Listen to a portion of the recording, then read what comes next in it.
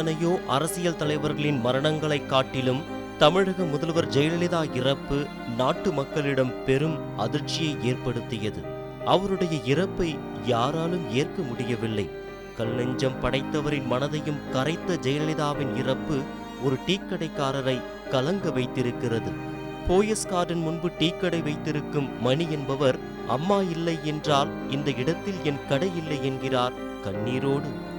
அல்ல, அப்படியே சுற்றி வியாபாரம் பண்ணுவோம். அப்போ அம்மா வீட்டுக்குள்ளே அந்த செக்யூரிட்டி, அப்போ பக்கத்தில் இருக்கிற வீடெல்லாம் இருந்தால் வீட்டில் இருக்கணும், வாட்ச்மேன் அவனுங்கெல்லாம் டீ சப்ளை பண்ணுவோம். அந்த மாதிரி போகிற டைமில் அம்மாவை பார்த்து அப்படியே பழகம் பண்ணுவோம்.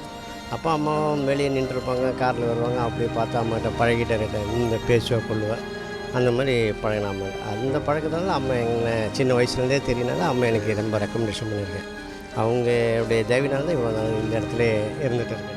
1986ஆம் ஆண்டு முதல் போயஸ் கார்டன் முன்பு டீக்கடை வைத்திருந்த என்னை மாநகராட்சி அதிகாரிகள் அங்கிருந்து அகற்றினர். ஆனால் அந்த பகுதி வழியாக சென்ற அம்மா ஜெயலலிதா கடை இல்லாதது குறித்து என்னை அழைத்து கடை எங்கே மணி என்று உரிமையாக கேட்டார். 82 இங்கே சுற்றி அப்புறமா சிரமம். 86 நான் இந்த இடத்துல இருந்துகிட்டு இருக்கேன்.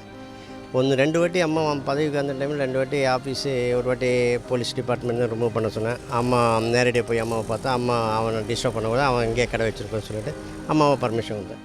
நான் கடையை அகற்றப்பட்டது குறித்து தெரிவித்ததும் எனது கடையை அதே பகுதியில் வைக்க அதிகாரிகளுக்கு உத்தரவிட்டார் என்று தனது அனுபவத்தை உணர்ச்சி பெருக்குடன் பகிர்ந்தார் மணி.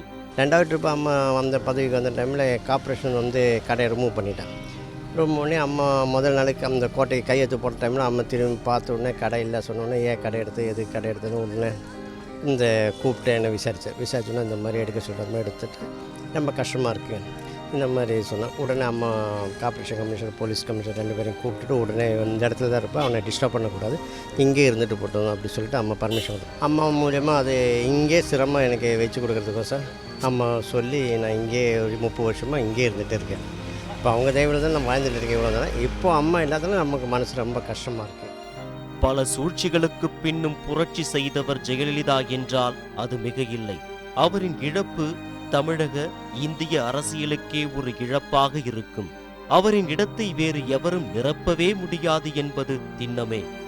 மக்களால் நான், மக்களுக்காகவே நான், உங்களால் நான், உங்களுக்காகவே நான், உங்களுக்காகவே அர்ப்பணிக்கப்பட்டதுதான் என்னுடைய தவ வாழ்வு.